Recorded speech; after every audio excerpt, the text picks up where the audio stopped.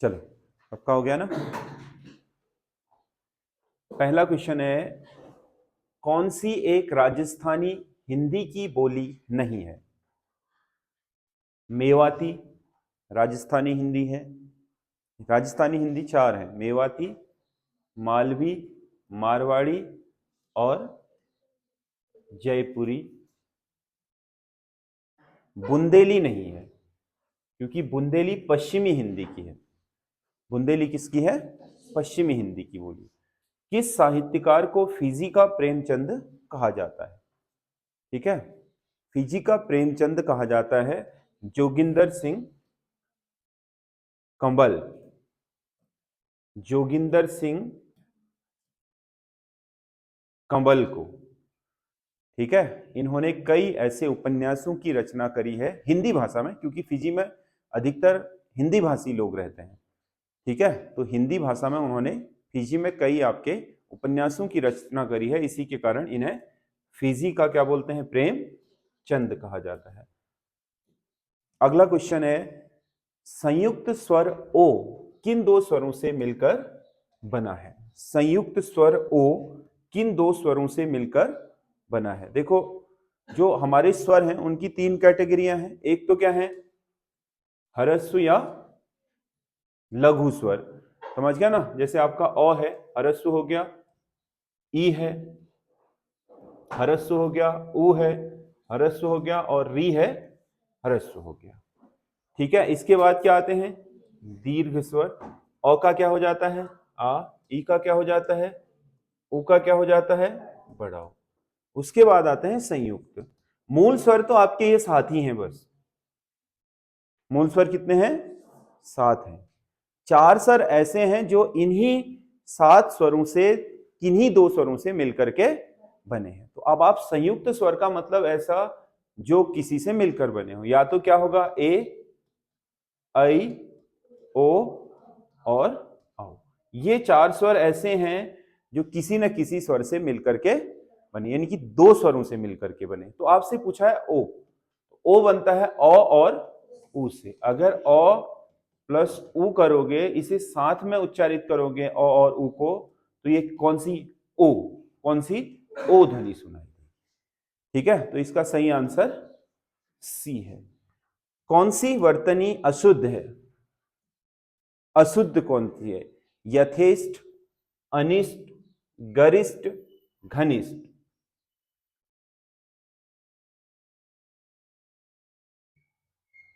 इसमें ठ होना चाहिए, घनिष्ठ। ये यथेष्ट ट होना चाहिए। तो इसमें से ये वाली है, ये थोड़ा प्रिंटिंग मिस्टेक हो गई।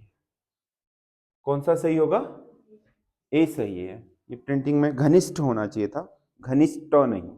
ठीक है, तो इसका ए सही। अब ये दोनों है तो चलो, जिसने ये भी कर दिया है तो कोई बात नहीं, पहले मैंने देखा नहीं। समझ शब्द का तत्सम होगा समझ। समझ एक तद्भव है, समझ का है समबुद्धि। क्या होगा? समबुद्धि। ठीक है, ये संस्कृत में तत्सम होगा समबुद्धि, उसे तद्भव के रूप में कहा जाता है समझ। अगला क्वेश्चन है, नाग का पर्यायवाची नहीं है। नाग, नाग को व्याल बोलते हैं, बिल्कुल सही है। फणी भी बोला जाता है, भुजंग भी। निहंग नहीं, निहंग और विहंग पक्षी के होते हैं। किसके? ये पक्षी का पर्यायवाची है, ना कि नाग का। रिजु शब्द का सही विलोमार्थक होगा। रिजु का मतलब क्या होता है? सीधा, एक रेखा से जो दूसरी रेखा तक चले, यानी कि क्या? सरल रेखा को हम क्या बोलते हैं? रिजु रेखा भी बोलते हैं। तो इसका होगा वक्र। क्या होगा? वक्र। डी सही आंसर होगा। अगला क्वेश्चन है, कौन सा एक रक्त का अनेकार्थी नहीं है? रक्त का अनेकार्थी नहीं है। रक्त का अनेकार्थी सिंदूर भी होता है, कुमकुम भी होता है, तांबा होता है, ये सब लाल कलर के होते हैं, इसीलिए क्या, ये सब रक्त के अनेकार्थी होते हैं। कुंडल रक्त का अनेकार्थी नहीं होता है। आचार, आचार्य, श्रुति सम भिन्नार्थक का सही अर्थ विकल्प है। ठीक है, आचार का मतलब क्या होता है आपका? व्यवहार। आचार व्यवहार बोलते हैं ना। और ये आचार्य का मतलब क्या है? विद्वान, जिसे ज्ञान हो चीजों का। समझ गया ना। तो इसका श्रुति सम भिन्नार्थक होगा व्यवहार और विद्वान। अगला क्वेश्चन है, किसी की कृपा से पूरी तरह संतुष्ट। आपने कहा कि आपकी कृपा से मैं क्या हो गया, कृतार्थ हो गया। क्या हो गया, कृतार्थ, यानी कि मैं संतुष्ट हूं। बोलते हैं ना, आपके दर्शन पाकर मैं कृतार्थ हो गया, या आपकी कृपा से कृतार्थ हो गया। समझ गया ना। कृतार्थ का मतलब किसी की कृपा से पूरी तरह संतुष्ट हो जाना। ठीक है। अगला क्वेश्चन है, कौन सा एक स्त्रीलिंग होगा। चावल, मैंने आज चावल खाई, क्या होगा, खाई। स्त्रीलिंग है चावल, क्या होना चाहिए, खाया। यहां पर पुराना बरगद था या थी, था, क्या होगा, पुल्लिंग। चावल खाया इसलिए पुल्लिंग, खाई नहीं। बरगद था इसलिए पुल्लिंग, थी होता तो स्त्रीलिंग। मैंने आज ज्यादा मक्खन खाया, तो क्या हुआ, पुल्लिंग। यहां की, यह मिट्टी, इसमें नहीं आएगा, मिट्टी अनाज उगाती है, क्या होगा, अनाज उगाती है या उगाता है, उगाती है। तो ती है तो क्या हुआ, हाँ, इकारांत क्या होते हैं, स्त्रीलिंग। क्या पूछा है, तो कौन सा स्त्रीलिंग, मिट्टी। निम्नलिखित में से शुद्ध वाक्य का चयन कीजिए। कौन सा वाक्य शुद्ध होगा, ये पूछ रहा है। मैंने आज पटना जाना है, मैंने नहीं होना चाहिए था, मुझे आज पटना जाना है होना चाहिए। मुझे आज पटना, उसे कह दो कि वह चला जाए, उस से कह दो कि वो चला जाए, उस से कह दो कि वो चला जाए, ये होना चाहिए। ये भी गलत, ये भी गलत। मैं पत्र लिखने को बैठा, मैं पत्र लिखने के लिए बैठा, के लिए बैठा, को नहीं, गलती है इनमें। समझ गया ना। इसीलिए ये भी क्या, वह घोड़े पर सवार है। तो कौन सा वाक्य सही है, डी सही है। ठीक है। अगला, आज तक मैंने ऐसा आदमी नहीं देखा, रेखांकित पद है, ऐसा। ठीक है। आदमी ये है, ये ऐसा आदमी की क्या है, विशेषता है। तो ये ऐसा शब्द क्या होगा यहां पर, विशेषण। विशेषण है किसमें, दो में, सार्वनागनिक विशेषण, और ऐसा शब्द किसी की निजता को तो नहीं बताता, तो इसीलिए क्या होगा, सार्वनानिक विशेषण। विशेषण है ये तो तय है ना, क्योंकि आदमी के साथ लगा है, विशेषता बता रहा है, ऐसा मतलब किसी भी प्रवृत्ति का बताना चाह रहा है। समझ गया ना। अब वो जो भी प्रवृत्ति का है उसका नाम नहीं लिया, अब नाम नहीं लिया तो वो क्या है, सर्वनाम है, क्योंकि जिसका हम नाम नहीं लेकर के कोई अन्य शब्द प्रयोग कर देते हैं तो वो क्या होता है, सर्वनाम। तो सार्वनामिक विशेषण वो शब्द होते हैं जो क्या मूल रूप से सर्वनाम होते हैं, लेकिन कहीं पर किसी की विशेषता बताते हैं। समझ गया ना। तो यहां पर आदमी विशेष्य है, यानी कि इसकी विशेषता बताई जा रही है, और ये विशेषण है। अब यहां विशेषण दो दिए हैं, तो इसमें से कौन सा वाला होगा, सार्वनामिक। कौन सा वाला होगा, सार्वनामिक। अगला क्वेश्चन है, निम्नलिखित में से किस शब्द में नाम धातु क्रिया है। ऐसा क्रिया शब्द जो किसी संज्ञा शब्द से बना हो उसे नाम धातु बोलते हैं। नाम धातु, धातु मतलब क्रिया का मूल, और नाम मतलब संज्ञा। ऐसे ही धातु जो संज्ञा से बनी हो उसे नाम धातु बोलेंगे। समझ गया ना। अब ये बताना है किससे बना है, बताओ, बात शब्द से। ये खेलना किससे बना है, खेल से। ये पढ़ना किससे बना है, पढ़ से। लड़ना किससे बना है, लड़ से। तो खेलना क्या है, अपने आप में मूल ही क्रिया है। खेलना अपने आप में मूल शब्द ही क्या है, क्रिया शब्द है। लड़ना क्या है, क्रिया शब्द, किसी काम का होना बताता है ना। पढ़ना क्या है, क्रिया शब्द। तो बात क्या है फिर, संज्ञा, भाववाचक संज्ञा है ना बात शब्द। और ये बात शब्द से बताना है, बताना किससे बना है, बात शब्द से बना है। तो इसका मतलब नाम धातु का मतलब क्या हो, ऐसा क्रिया शब्द जो किसी संज्ञा से निर्मित हुआ हो। तो ये क्रिया शब्द बताना तो क्रिया बन गया, जब तक बात था तब तक क्या था, संज्ञा शब्द। कौन सा सही होगा, ये वाला। ठीक है, अगला क्वेश्चन है, निम्नलिखित में से कौन सा पद विशेष्य है। कौन सा पद विशेष्य है। विशेष्य मतलब संज्ञा या सर्वनाम है। विशेषण क्या है, विशेषता बताना वाला।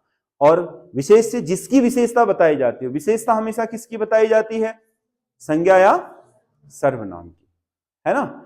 तो पौष्टिक शब्द, आपने कहा यह पौष्टिक आहार है या भोजन है, आहार है। अब ये बताओ, आहार यहां पर क्या है, संज्ञा। पौष्टिक क्या है इसकी विशेषता। तो ये क्या है, विशेषण है या विशेष्य है, विशेषण है। क्या है, विशेषण शब्द है। अब ये बताओ, यह पाठकीय लोग हैं, यह पाठकीय लोग हैं, पाठकीय लोग या पाठकीय वर्ग है। समझ गया ना, लोग क्या है संज्ञा, पाठकीय क्या है उनके पढ़ने की विशेषता। तो क्या हुआ ये विशेषण शब्द। भावुक, यह भावुक व्यक्ति है। व्यक्ति क्या है, संज्ञा। भावुक होना क्या है उसकी, तो ये भी क्या है विशेष। जब 3 विशेषण शब्द है तो 14 क्या होगा फिर बताओ। ये विशेषण, ये विशेषण, ये विशेषण, तो ये अपने आप विशेष्य होगा या नहीं। विषाद, विषाद मतलब दुख। विषाद का मतलब क्या है, दुख। दुख क्या है अपने आप में, भाववाचक संज्ञा। तो संज्ञा ही क्या होते हैं, संज्ञा और सर्वनाम ही क्या होते हैं, विशेष्य होते हैं। जो विशेषता बताए वो विशेषण, जिसकी विशेषता बताई जाए वो विशेष्य। और विशेष्य क्या होंगे, या तो संज्ञा होंगे या सर्वनाम। समझ गया ना। और विषाद एक तरीके का क्या है, दुख है। समझ गया ना। तो दुख अपने आप में या विषाद अपने आप में एक मन का भाव है, तो भाववाचक संज्ञा। ठीक है। काठ का उल्लू का सही अर्थ है, काठ का उल्लू मतलब जो कुछ समझता जानता नहीं है, मूर्ख व्यक्ति। कैसा व्यक्ति, मूर्ख। बोलते हैं ना ये तो काठ का उल्लू है, मतलब मूर्ख है। ठीक है। देव्यागमन शब्द में कौन सी संधि होगी। पहले देखो देव्यागमन का संधि विच्छेद क्या होता है। देवी धन आगमन, क्या होगा, देवी धन आगमन। पहले पद का अंत किसमें हुआ, बड़ी ई में। दूसरे पद का किसमें हुआ, आ में। बोलो दोनों को साथ में, क्या बना, इन दोनों को हटा दो। अब वो में से एक ही मात्रा हटी तो क्या बन गया, आधा वो। हलंत भी लगा सकते हो। और इन दोनों से क्या बन गया है, या। आगे तो वही रहता है, आगे पीछे कोई फर्क नहीं पड़ता है संधि में। संधि में पहले पद का अंतिम वर्ण और दूसरे पद का पहला वर्ण मिलकर नई ध्वनि बनाएंगे। बाकी आगे का वही रहना है, पीछे का ये देखो यहां तक बिल्कुल वही है। देव, ये देखो देव है ना, इसमें ई था हमने हटा दिया, इसलिए क्या हो गया है ये, वो आधा हो गया। हलंत भी लगा सकते हैं, वैसे भी लिख सकते हैं। बाकी गमन तो गमन की जगह आया, इन दोनों से बनी ना नई ध्वनि। तो ये क्या है, यण संधि। कौन सी संधि होगी, यण संधि।